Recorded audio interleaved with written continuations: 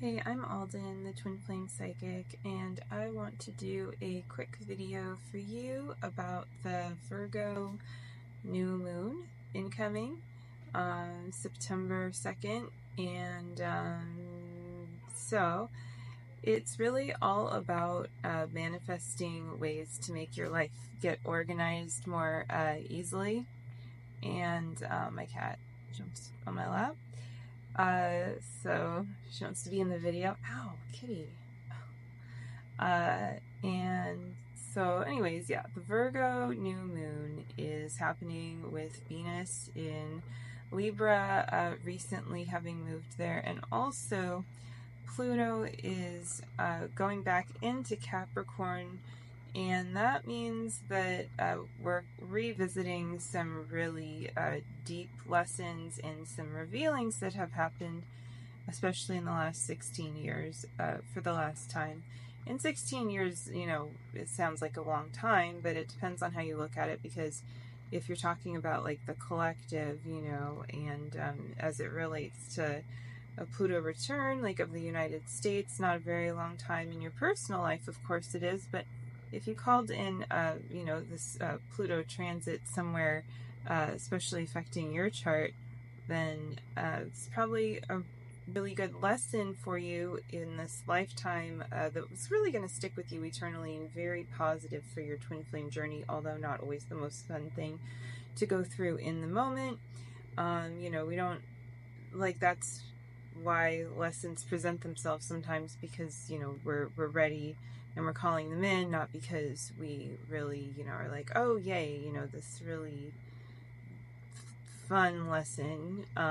Some lessons are more fun than others, but they're very rewarding and they can be fun, and you can really learn to navigate that and to just like love yourself, you know, look at the challenges as, yeah, you know, more of a game and stuff, and less dire straits. So yeah, and I think that actually describes this new moon pretty well too, is really like organizing in your mind, your mind's eye, like how things can really play out for you in the most positive, grounded way, and how you can also perhaps change the way that you're communicating in this time to more fit the reality that you're desiring with your twin flame, and stepping really out of the reality that, well, that you don't want, you know, whatever is currently in your reality that you don't want, or also what you do not want to have come back, you know, really not giving that any power that it doesn't deserve, still working through any blocks and resistance to improving your life, transforming your life, ascending, all of the things that equal love and abundance and success and spiritual success, and, you know, there's different levels, you can say whatever, but essentially, you know, you're living your true life as opposed to your fake life, and that's kind of all it is in a lot of ways. And you know, so yeah, like heaven on earth is just like the actual reality, and it's amazing how hard it can seem to peel away from the things that you do not like, that you do not want.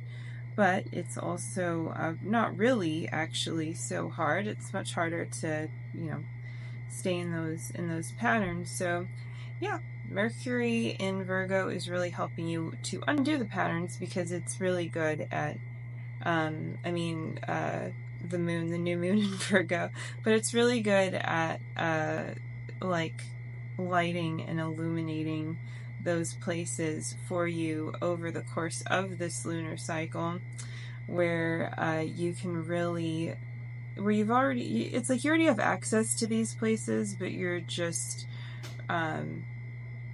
able to now create what you want in that place in a more grounded way, not just, you know, like kind of painting little wispy brush strokes, but actually like getting in there and like building something too.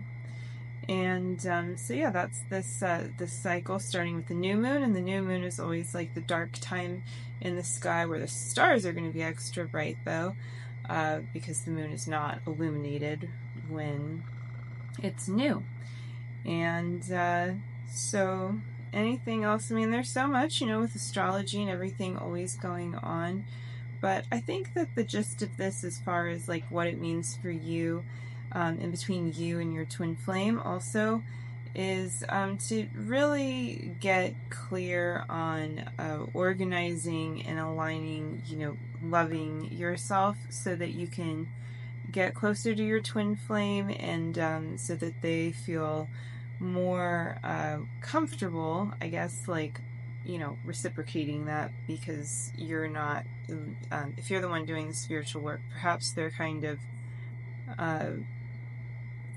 not consciously, but like relying on that stability, and you don't need to give your twin flame stability. You know, you could just give that to yourself and that's enough. But at the same time, when you are that stability for yourself, and that's your natural energy and you're embodying that, it is a lot easier than to have that closeness that you're desiring, and that can also manifest in other ways too, your twin flame, but also, you know, perhaps having to do with your life purpose and stuff like that. So look out for ways that this is coming together for you. Also look out for delays or plans changing a bit, but they're really to your benefit, and actually to that benefit that I was talking about, of really creating that deeper structure in your life, having to do with you know, creatively manifesting, but in a really nice, like, grounded, natural way.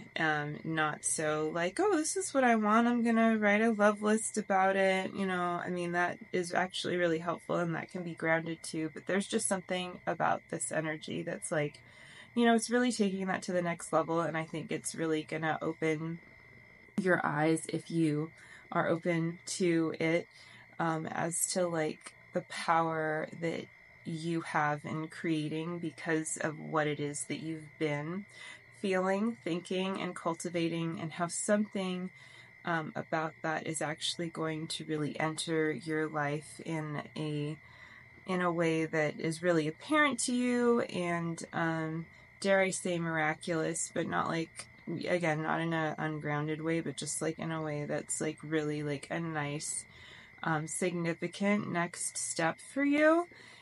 So I would say just like look out for that and do the inner work, so that it's not something that is fleeting, but something that really is like a very solid stepping stone for you.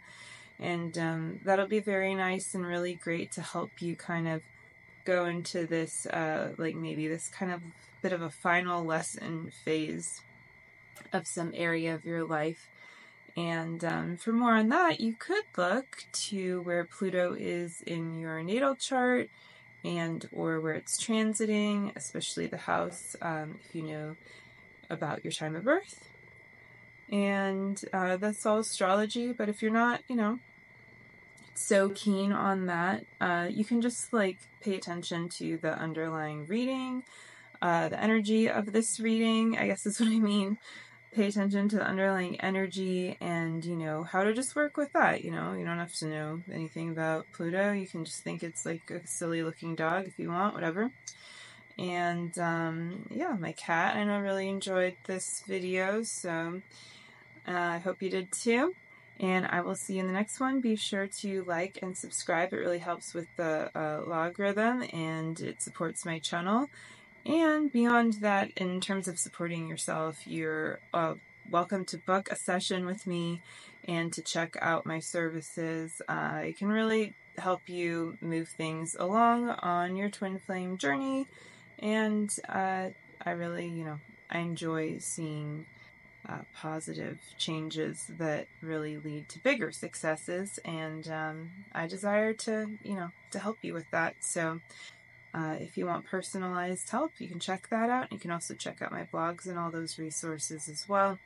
And I hope that you have a fabulous new moon time, and I will see you, in the next video. Bye.